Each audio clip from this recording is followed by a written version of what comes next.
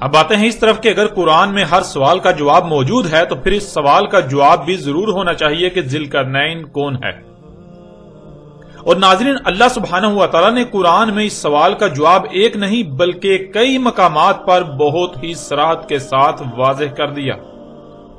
اور ابھی جب حق آپ کے سامنے آئے گا تو آپ کو ان لوگوں کی عقل و ذہانت اور ان کے علم پر حیرانی ہوگی جو دین کے ٹھیکیدار بنے ہوئے تھے اور آج بھی بنے ہوئے ہیں۔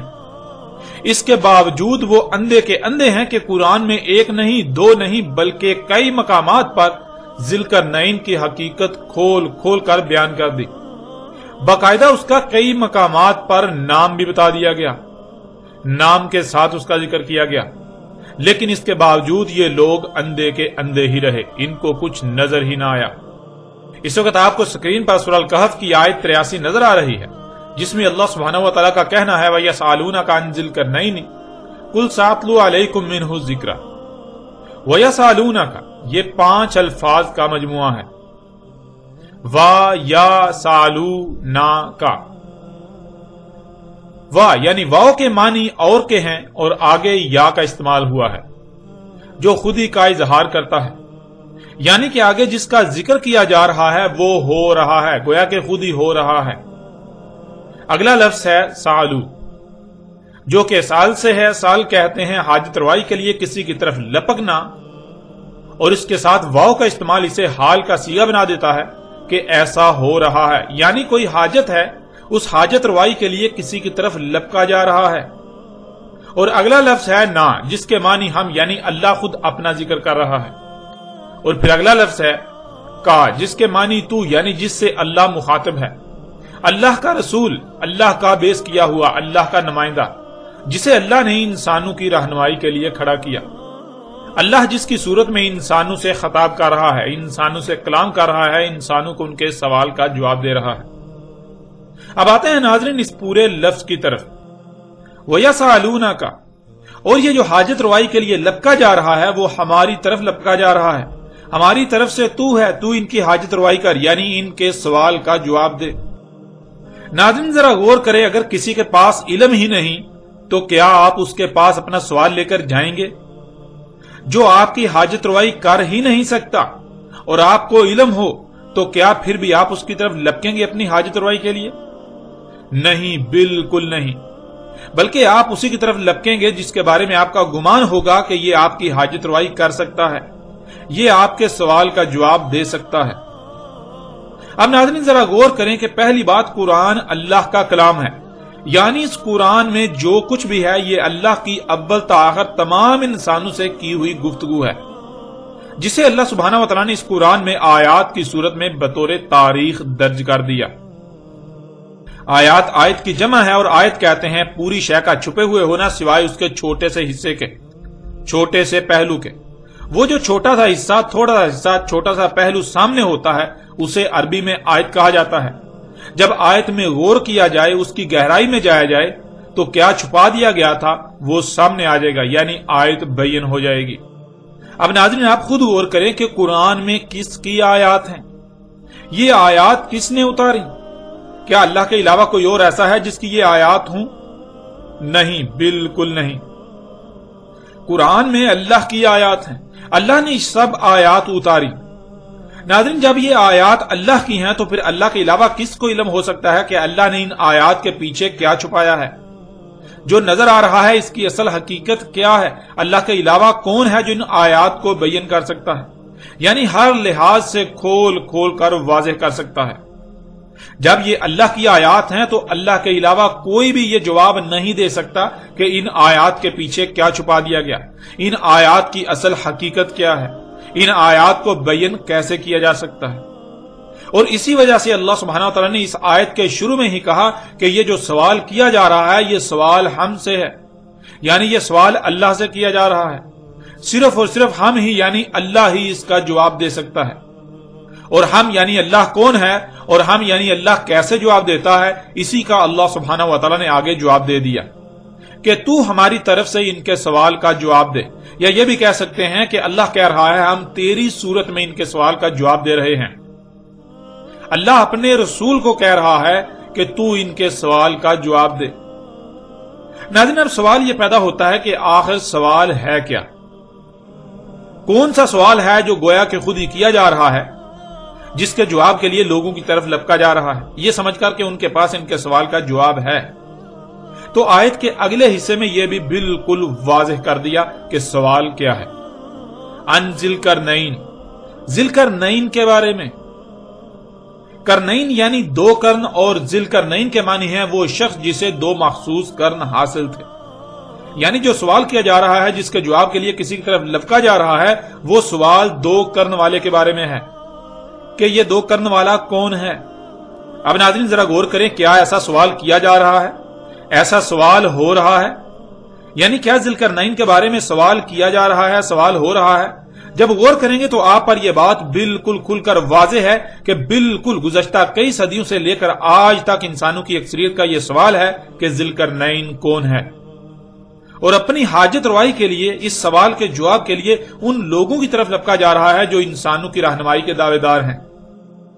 अल्लाह के अलावा कोई भी नहीं जानता कि इंसान को दुनिया में क्यों लाया गया, इसके दुनिया में आने का मकसद क्या है और वो मकसद कैसे पूरा होगा। इसलिए अल्लाह के अलावा कोई दूसरा रहनुमाई नहीं कर सकता। और अल्लाह कैसे रहनुमाई करता है, यह भी अल्लाह सुब्हानहू व तआला ने कुरान में कई मकामात पर बिल्कुल वाज़ेह कर दिया कि तुम इंसान चूंकि बशर हो तो तुम ही में से किसी बशर का इंतखाब करके अल्लाह उस बशर के जरिए इंसानों की रहनुमाई करता है, इंसानों के सवालात के जवाबात देता है। और इसी का फायदा उठाते हुए बहुत से इंसान भी इंसानों की रहनुमाई के दावेदार बन जाते हैं, जो तरह तरह के अलकाबात से जाने और पहचाने जाते हैं। यानी वो जमीन पर इंसानों के दरमियान खुद को अल्लाह के नुमाइंदे जाहिर करते हैं, ख्वाह वो इस बात का इकरार और इजहार करें या ना करें। उन्होंने असल का रास्ता रोकने के लिए ऐसे ऐसे असूलों कवानीन गढ़ कर फैला रखे होते हैं कि वो खुद अमली तौर पर अल्लाह की नुमाइंदगी के दावेदार तो बने होते हैं, लेकिन जबान से उसका इकरार नहीं करते। क्योंकि अगर जबान से इस बात का इकरार करेंगे तो अपने ही फतवों की जद में आ जाएंगे और इंसान उनकी फैलाई हुई जहालत की वजह से उन पर टूट पड़ेंगे। और यही वो नहीं चाहते कि उनका पर्दा चाक हो, उनकी हकीकत क्या है इंसानों के सामने आए। यूं वो जबान से इस बात का तो इकरार नहीं करते, मगर अमलन अल्लाह के नुमाइंदे होने के दावेदार बने होते हैं।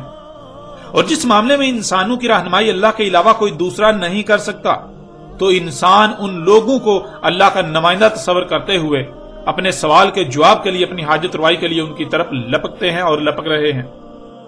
और यही अल्लाह सुब्हानहू व तआला ने इस आयत के शुरू में कहा कि ये जो सवाल के जवाब के लिए, अपनी हाजत रवाई के लिए लपका जा रहा है, इंसान अपनी हाजत रवाई के लिए, इस सवाल के जवाब के लिए लपक रहे हैं, वो हमारी तरफ लपक रहे हैं। इंसानों का सवाल हमसे है, यानी अल्लाह से है। वो इन उलमा, हजरत, शेख, अल्लामा, मुफ्ती वगैरह समेत तरह तरह के अलकाबात से मारूफ तबके की तरफ इसलिए लपकते हैं, उनसे रुजू इसलिए करते हैं, उनकी तरफ अपनी हाजत रवाई के लिए इसलिए बढ़ते हैं क्योंकि इंसान उन्हें अल्लाह का नुमाइंदा समझते हैं। और हकीकत यह है कि ये लोग अल्लाह के नुमाइंदे नहीं हैं। जब ये लोग अल्लाह के नुमाइंदे नहीं हैं तो ये इंसानों के सवाल का जवाब कैसे दे सकते हैं, ये उनकी हाजत रवाई कैसे कर सकते हैं। इंसानों का सवाल हमसे है, यानी अल्लाह से है, और हमारी तरफ से तू, यानी अल्लाह की तरफ से तू हमारा नुमाइंदा है। हम तेरी सूरत में इनके सवाल का जवाब दे रहे हैं। और वो सवाल है दो कर्ण वाले के बारे में। नाज़रीन, आप खुद गौर करें, अगर ये लोग वाकयातन सच्चे होते, ये अल्लाह के नुमाइंदे होते, तो क्या सदियों से चला रहा ये सवाल आज तक सवाल ही रहता? अगर ये सच्चे होते, ये अल्लाह के नुमाइंदे होते, ये अल्लाह के भेजे हुए होते, ये अहले हक होते, तो ये सवाल सवाल ना रहता। जो जवाब इस सवाल का दिया जाता, दुनिया की कोई ताकत चाह कर भी उस पर इतराज ना उठा सकती, उसका रद्द ना कर सकती। मगर हकीकत क्या है वो आप जानते हैं। हकीकत पूरी दुनिया के सामने है कि यह सवाल आज तक सवाल ही है। ये लोग इस सवाल का जो जवाब देते हैं, खुद ही उस पर एतराजात भी उठाते हैं, और एतराजात भी ऐसे कि फिर खुद ही लाजवाब भी हो जाते हैं। इनका जवाब बिल्कुल वाज़ेह गलत साबित हो जाता है। एक ग्रोह कहता है कि इस सवाल का जवाब के ज़िलकरनैन सिकंदर आज़म यूनानी था, और दूसरा ग्रोह उस पर ऐसे इतराजात उठाता है कि सिकंदर आज़म यूनानी को ज़िलकरनैन कहने वाले लाजवाब हो जाते हैं, आजिज आ जाते हैं, और खुद इस बात को तस्लीम करते हुए नजर आते हैं कि हां, इन इतराजात की रोशनी में सिकंदर आज़म यूनानी ज़िलकरनैन कतअन नहीं हो सकता।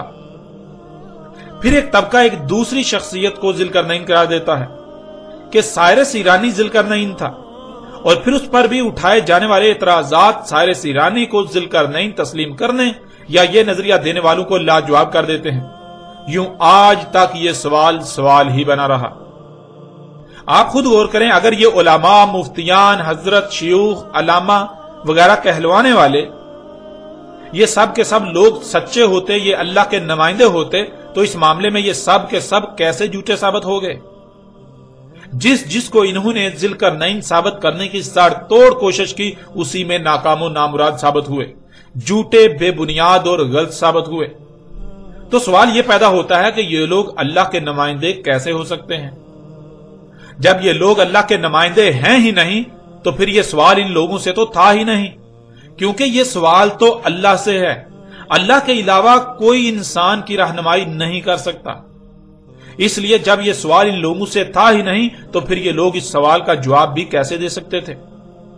क्योंकि ये सवाल तो अल्लाह से था, ये सवाल तो अल्लाह से है, और इसका जवाब सिवाय अल्लाह के किसी के पास नहीं है। इसलिए सवाल के जवाब का असल हकदार अल्लाह है। अगर अल्लाह के अलावा कोई भी इसका जवाब देने का दावेदार बनता है, तो लामहाला वो मुशरिक आज़म तो हो सकता है, अपनी ख्वाहिशात की इत्बा करने वाला अपनी ख्वाहिशात को इलाह बनाए हुए तो हो सकता है, मगर अल्लाह का गुलाम हरगिज नहीं हो सकता। वो अल्लाह का नुमाइंदा हरगिज नहीं हो सकता, वो मोमिन हरगिज नहीं हो सकता। वयसअलूनका अन ज़िलकरनैन कुल सातलू अलैकुम मिन्हु ज़िक्रा। इस आयत के शुरू में अल्लाह सुब्हानहू व तआला का कहना है, ये जो सवाल किया जा रहा है, इंसान अपनी हाजत रवाई के लिए अल्लाह के नुमाइंदे होने के दावेदारों की तरफ लपक रहे हैं। ये सवाल उन झूठे, मकार और अल्लाह के शरीकों से नहीं है, बल्कि ये सवाल अल्लाह से है। इंसान चूंकि इन लोगों को अल्लाह के नुमाइंदे समझते हैं, इसलिए वो अपनी हाजत रवाई के लिए, अपने सवाल के जवाब के लिए इन लोगों की तरफ लपकते हैं। इसलिए ये सवाल इनसे नहीं, बल्कि ये सवाल अल्लाह से है, और अल्लाह तेरी सूरत में इनके इस सवाल का जवाब देगा। सवाल है ज़िलकरनैन यानी दो कर्न वाले के बारे में, कि दो कर्न वाला कौन है। आगे अल्लाह सुब्हानहू व तआला का कहना है, कुल सातलू अलैकुम मिन्हु ज़िक्रा। इन्हें जवाब दो, कहो इन्हें अभी तिलावा कर रहा हूं तुम पर उससे याद दहानी, यानी जो तुम्हें बुला दिया गया। नाज़रीन, आगे बढ़ने से पहले लफ्ज़ ज़िलकरनैन के बारे में जान लेना बहुत जरूरी है, और फिर लफ्ज़ ज़िलकरनैन की जो भी वजाहत की जाए, देखना यह है कि क्या कुरान इसकी तस्दीक करता है या नहीं, क्योंकि कुरान अल अजीजुल हकीम है। कुरान में तरतीब ऐसी है कि अगर किसी लफ्ज का जिक्र किया जा रहा है, तो साथ ही आगे उसकी वजाहत भी कुरान खुद ही कर रहा होता है। मसलन अगर इस आयत में लफ्ज ज़िलकरनैन का इस्तेमाल किया गया, तो साथ ही अगली आयत में इसकी वजाहत भी कुरान ने कर दी, जो इस बात को बिल्कुल खोलकर वाज़ेह कर देगी कि आया आपने ज़िलकरनैन का मानी वही समझा जो कुरान बयान कर रहा है, या फिर कहीं ऐसा तो नहीं, कुरान कुछ और बयान कर रहा है और आप उसके बरअक्स अपनी ही कोई कहानी गढ़ रहे हैं, अपने खुद साहता मानी पहना रहे हैं। तो आगे बढ़ने से पहले लफ्ज़ ज़िलकरनैन को वाज़ेह कर देते हैं, और फिर आगे ये भी देखेंगे कि क्या कुरान इन मानों की तस्दीक करता है या नहीं। ज़िलकरनैन 3 अल्फाज का मजमुआ है। ज़ी अल करनैन, जी के मानी है हासिल शुदा, यानी जो आपको हासिल हो चुका, जो किसी को हासिल हो चुका, जो किसी के पास है, जो किसी के इख्तियार में आ चुका। अगला लफ्ज है अलिफ लाम। किसी भी लफ्ज के शुरू में अलिफ लाम का इस्तेमाल उसे मखसूस बना देता है, यानी किसी आम शय का जिक्र नहीं किया जा रहा, बल्कि किसी खास शय का जिक्र किया जा रहा है। फिर अगला लफ्ज है करनैन।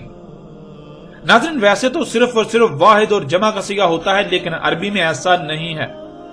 अल्लाह सुब्हानहू व तआला ने हर शय से उसका जोड़ा बनाया, तो अरबी में जोड़े का सीगा भी पाया जाता है, जिसे तस्निया कहा जाता है, यानी वाहिद, तस्निया और जमा। अरबी में 3 सीगे इस्तेमाल होते हैं। करनैन तस्निया का सीगा है, यानी जोड़े का सीगा, और इसका वाहिद कर्ण है। नाज़रीन, एक बात बहुत आम कर दी गई कि कर्ण के मानी सींग के हैं, लेकिन यह हकीकत नहीं है। कर्ण अरबी में कहते हैं एक शय के बेक वक्त 2 ज़हूर होना। यह खसूसियत अमूमन सींग में पाई जाती है कि सींग का बेक वक्त 2 मकामात पर ज़हूर होता है, इस वजह से सींग को भी अरबी में कर्ण कहा जाता है। لیکن اس آیت میں نہ صرف 2 قرن کا ذکر کیا جا رہا ہے بلکہ شروع میں ال کا استعمال کیا گیا، جس کا مطلب ہے کہ یہاں کسی عام 2 قرن کا ذکر نہیں بلکہ خاص 2 قرن کا ذکر کیا جا رہا ہے۔ یہ کوئی مخصوص 2 قرن ہے، اور پھر یہ بات بھی کسی سے ڈکی چھپی نہیں ہے کہ سورج کے مقام طلوع یا مقام غروب کو عربی میں قرن کہا جاتا ہے، اور اسی وجہ سے قرن کہا جاتا ہے کیونکہ سورج جہاں آپ کو غروب ہوتا ہوا نظر آ رہا ہوتا ہے وہیں سے وہ ایک دوسری قوم پر طلوع ہوتا ہوا بھی نظر آ رہا ہوتا ہے، یعنی سورج کے بیک وقت اس مقام پر 2 ظہور ہوتے ہیں۔ اس وجہ سے سورج کے مقام طلوع یا مقام غروب کو قرن کہا جاتا ہے۔ اب ناظرین ذرا غور کریں، جہاں آپ کو سورج غروب ہوتا ہوا نظر آ رہا ہے وہیں سے زمین کے دوسری طرف کے لوگوں کو ان پر طلوع ہوتا ہوا نظر آ رہا ہوتا ہے۔ یوں یہ ایک ہی مقام پر بیک وقت سورج کے 2 ظہور ہوتے ہیں، جسے عربی میں قرن کہا جاتا ہے۔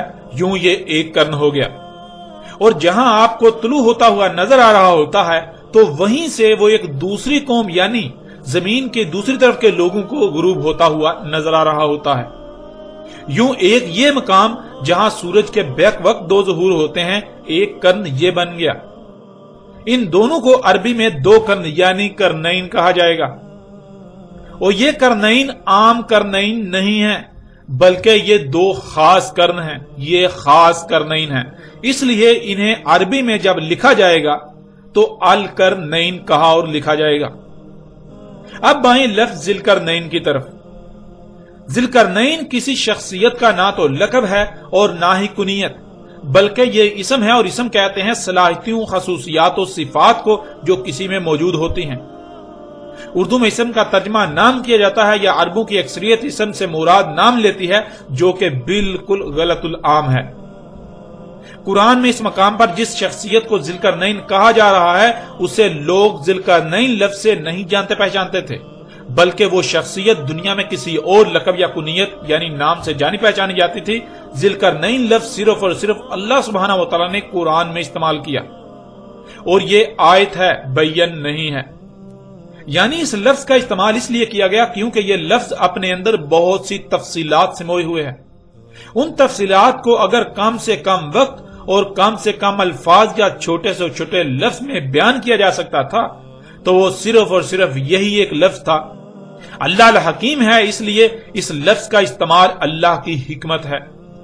قرآن اللہ کا کلام ہے اور ذی القرنین خالص عربی کا لفظ، جسے اسی وجہ سے اللہ سبحانہ وتعالیٰ نے اس قرآن میں استعمال کیا کہ کوئی ایسی شخصیت جسے یہ 2 قرن حاصل ہوئے اس کا ذکر کیا جا رہا ہے، ایسی شخصیت جسے زمین کے مغرب و مشرق تک حاصل ہوئے۔ یعنی اگر آپ یہ کہیں کہ فلاں کی حکومت مغرب تک ہے، یعنی جہاں تم سورج غروب ہوتا ہوا دیکھتے ہو وہاں تک ہے، تو آپ چلتے جائیں اس مقام پر پہنچنے کے لیے، تو آپ اس مقام تک نہیں پہنچ پائیں گے کہ خشکی ختم ہو جائے گی اور سورج آپ کو اتنا ہی آگے غروب ہوتا ہوا نظر آئے گا۔ بالکل اسی طرح مشرق کی طرف بھی کہا جائے تو مطلب یہ ہے کہ زمین کے چپے چپے کا اختیار جس شخصیت کو حاصل تھا، جس شخصیت کو زمین کے مغرب و مشرق تک کا اقتدار حاصل ہوا تھا، جس شخصیت کو زمین کے یہ دونوں قرن حاصل تھے، اسے قرآن میں اللہ سبحانہ و تعالی نے ذی القرنین کہا۔ یہ ہے ناظرین لفظ ذی القرنین کے معنی۔ ذی القرنین یعنی ایسی شخصیت جسے 2 مخصوص قرن حاصل تھے، اور وہ 2 مخصوص قرن کون سے ہیں؟ ایک وہ مقام جہاں آپ کو سورج غروب ہوتا ہوا نظر آتا ہے، دوسرا وہ مکان جہاں آپ کو سورج طلوع ہوتا ہوا نظر آتا ہے۔ وہ شخصیت جسے زمین کے مغرب و مشرق تک کا اقتدار دیا گیا، مکن دیا گیا، اختیار دیا گیا، حکومت دی گئی، اسے اللہ سبحانہ و تعالی نے قرآن کے اس مقام پر ذی القرنین کہا۔ اب ناظرین سوال یہ پیدا ہوتا ہے کہ آخر وہ شخصیت کون تھی، اس کا نام کیا تھا؟ یعنی ذی القرنین کس کو کہا گیا، وہ شخص کون تھا؟ کیا قرآن اس شخصیت کا نام بتانے سے عاجز ہے؟ قرآن اس شخصیت کا نام نہیں بتاتا، اس پر خاموش ہے، جو آج تک اس سوال کے جواب کے لیے قرآن کو ترک کر کے قرآن کے برعکس اور کتابوں یا تاریخ کی طرف رجوع کیا جاتا رہا۔ اور آپ یہ بات جان کر چونک جائیں گے کہ کیسے قرآن اس شخصیت کا نام بتاتا ہے۔ آپ پیچھے یہ بات جان چکے کہ قرآن میں کوئی ایک بھی شے ایسی نہیں کہ جسے صرف ایک ہی پہلو سے بیان کر کے چھوڑ دیا گیا، بلکہ نہ صرف قرآن میں ہر موضوع پر بات کی گئی، بلکہ جس موضوع پر بھی بات کی گئی تو اس پر قرآن میں مختلف مقامات پر بات کی گئی، ایک سے زائد مقامات پر اس پر ہر پہلو سے بات کی گئی۔ ایک مقام پر اس کا کسی ایک پہلو سے ذکر کیا گیا تو دوسرے مقام پر کسی دوسرے پہلو سے اس پر بات کی گئی، اسی طرح باقی مقامات پر بھی مختلف پہلو سے اس طرح بیان کی گئی، یہاں تک کہ ہر پہلو سے اس بات کو، اس شے کو سامنے نہیں لے آیا گیا۔ ناظرین، بالکل اسی طرح اس مقام پر قرآن میں ایک شخصیت کا ذکر کیا جا رہا ہے تو اس مقام پر اس کا ایک پہلو سے ذکر کیا جا رہا ہے۔ اسی شخصیت کا قرآن میں کسی دوسرے مقام پر دوسرے پہلو سے ذکر کیا گیا، کسی تیسرے مقام پر تیسرے پہلو سے، اور اس وقت تک مختلف مقامات پر مختلف پہلو سے بات کی گئی جب تک یہ بات واضح نہیں ہو گئی کہ وہ شخصیت کون ہے، جب تک کہ ہر لحاظ سے واضح نہیں کر دیا گیا وہ شخصیت کون ہے، تب تک ہر پہلو سے قرآن میں مختلف مقامات پر اس کے بارے میں بات کی گئی۔ اور جب یہ بات آپ پر واضح ہو جائے گی کہ وہ شخصیت کون ہے تو آپ پر یہ بات بھی بالکل واضح ہو جائے گی کہ سوال اس وقت بنی اسرائیل کی طرف سے ہی تھا، لیکن انہوں نے اس وقت جب سوال کیا تو لفظ ذوالقرنین کا استعمال نہیں کیا تھا، بلکہ انہوں نے اس شخصیت کا وہی نام استعمال کیا جس نام سے وہ شخصیت جانی پہچانی جاتی تھی، مگر قرآن میں اللہ سبحانہ وتعالی نے اس کے لیے لفظ ذوالقرنین کا استعمال کیا، اور اس بات کی وضاحت بھی اسی آیت میں موجود ہے۔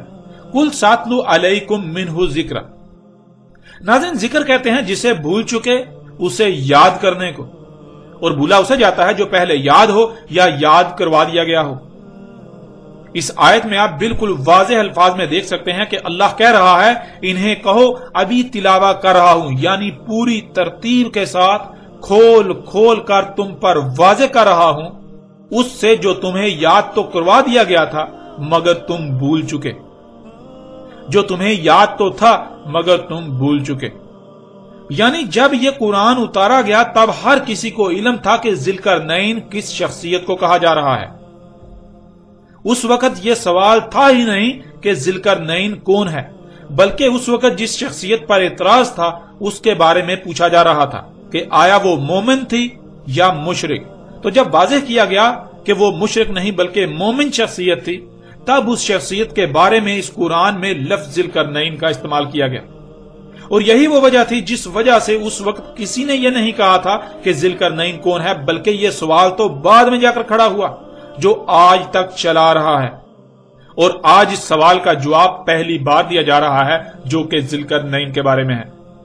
اب دیکھتے ہیں کہ قرآن آگے کیا کہتا ہے، اس سوال کا کیا جواب دیتا ہے۔ آگے اللہ سبحانہ تعالیٰ کا کہنا ہے اِنَّ مَكَنَّا لَهُ فِي الْأَرْضِ، اس میں کچھ شک نہیں مکن دیا تھا ہم نے اس کو، یعنی اختیار و اقتدار دیا تھا ہم نے اس کو زمین میں۔ ناظرین، اس سے پہلے کہ آیت کے اگلے حصے کی طرف بڑھیں، پچھلی آیت کے پہلے حصے میں ذوالقرنین کے بارے میں سوال ہے، اسی آیت کے اگلے حصے میں کہا جا رہا ہے کہ ابھی تلاوہ کر رہے ہیں، یعنی ابھی تم پر اس سے ذکر کھول کھول کر پوری ترتیب کے ساتھ واضح کر رہے ہیں۔ اور اگلی آیت کے پہلے حصے میں اب جواب دیا جا رہا ہے کہ ذوالقرنین وہ شخصیت تھی جسے ہم نے زمین میں اقتدار و اختیار دیا تھا۔ آگے بڑھنے سے پہلے یہ جاننا ہوگا کہ کس کو زمین میں اقتدار و اختیار دیا گیا، کس کو زمین میں مکن دیا گیا، یعنی کس کو زمین میں حکومت دی گئی۔ اور آپ جانتے ہیں کہ زمین میں تو بہت سو کو اختیار و اقتدار دیا گیا، حکومت دی گئی، کوئی ایک شخصیت تو ہے نہیں، لیکن یہاں تک قرآن نے اتنا واضح کر دیا کہ ذوالقرنین ان لوگوں میں سے ہے، ان شخصیات میں سے ہے جن کو زمین میں مکن یعنی زمین میں اقتدار و اختیار حکومت دی گئی تھی۔ یوں کھرب ہا کھرب میں سے صرف سینکڑوں یا ہزاروں شخصیات پیچھے رہ جاتی ہیں، وہ شخصیات جن کو زمین میں حکومت دی گئی، جس سے ذوالقرنین کی پہچان بہت حد تک آسان کر دی گئی۔ اب جب قرآن سے ہی سوال کیا جائے کہ زمین میں کس کو مکن یعنی اقتدار و اختیار دیا گیا، حکومت دی گئی، تو قرآن بھی کسی ایک کا نام نہیں بتاتا بلکہ قرآن بہت سو کا ذکر کرتا ہے۔ تو اب سوال یہ پیدا ہوتا ہے کہ اے اللہ، مکن تو زمین میں بہت سو کو دیا گیا، आखिर उनमें से वो शख्सियत कौन सी है, उसका नाम क्या है, जिसे यहां पर ज़िलकरनैन कहा गया। जब यह सवाल किया जाए तो इसी आयत के अगले हिस्से में इस सवाल का जवाब भी दे दिया गया। व आतैनाहु मिन कुल्ली शैइन सबबा, और दिए थे हमने उसको तमाम की तमाम अशिया से असबाब, यानी हर शय से सबब दिया था। अब नाज़रीन जरा गौर करें कि सवाल था ज़िलकरनैन के बारे में, तो उस सवाल का जवाब दिया गया कि अभी जवाब देते हैं, अभी जवाब दे रहे हैं। तो अगली आयत में जवाब दिया गया कि ज़िलकरनैन वो शख्सियत है जिसे हमने जमीन में मकन यानी इक्तदार और इख्तियार हुकूमत दी थी। लेकिन यहां फिर सवाल पैदा हुआ कि जमीन में हुकूमत तो बहुत ज्यादा शख्सियात को हासिल हुई, आखिर उनमें से वो कौन सी शख्सियत है, उसका नाम क्या है। तो आगे इस सवाल का जवाब भी दे दिया गया कि वो शख्सियत है जिसे हमने हर शय से असबाब दिए थे, मिन कुल्ली शैइन से दिया गया। अब अल्लाह सुब्हानहु व तआला से सवाल है कि वो कौन सी शख्सियत है जिसे मिन कुल्ली शैइन यानी हर शय से दिया गया। तो अल्लाह सुब्हानहु व तआला ने इस सवाल का जवाब भी कुरान में रख दिया। अब कुरान में लफ्ज मिन कुल्ली शैइन को तलाश करें। जब कुरान में लफ्ज कुल्ली शैइन को तलाश किया जाए तो 126 मकामात पर आपको लफ्ज कुल्ली शैइन मिलेगा, और उनमें से मिन कुल्ली शैइन को तलाश किया जाए तो सिर्फ 6 मकामात पर मिन कुल्ली शैइन के अल्फाज मिलेंगे।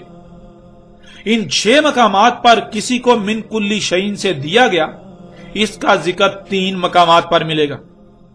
पहला मकाम यही सूरह अल-कहफ का मकाम है जो कि सवाल है, और दूसरा मकाम सूरह नमल की आयत नंबर 16 है, जिसमें सुलेमान अलैहिस्सलाम का जिक्र किया जा रहा है, और सुलेमान अलैहिस्सलाम खुद इस बात का इकरार कर रहे हैं कि उन्हें मिन कुल्ली शैइन से दिया गया। फिर तीसरा मकाम सूरह नमल ही की आयत नंबर 23 है, जिसमें एक औरत के बारे में कहा गया जिसे मलका सवा के नाम से जाना जाता है, उसे मिन कुल्ली शैइन से दिया गया।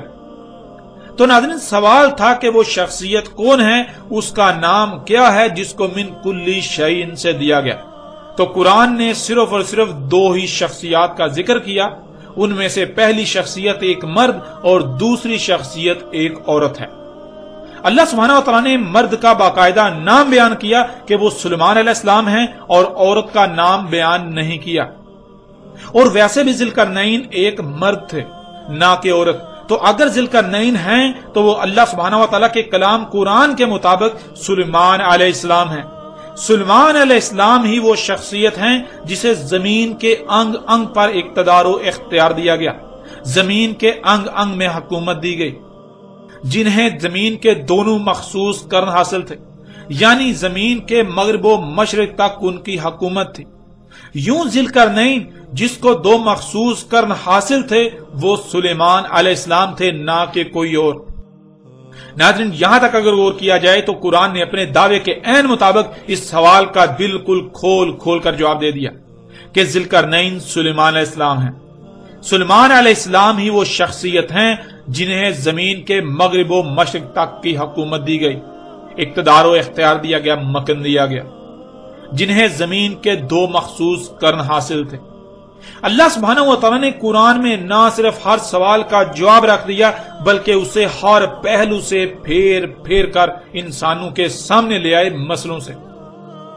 वो लोग जो कुरान को छोड़कर इसका मुतबादिल करते हैं, फिर उन मुतबादिल की तरफ रुजू करते हैं अपने मसाइल के हल के लिए, तो कुरान के अलावा कौन है जो इनके किसी भी सवाल का जवाब दे सके। अगर कोई है तो जाएं उससे जवाब हासिल कर लें, अगर ये लोग सच्चे हैं।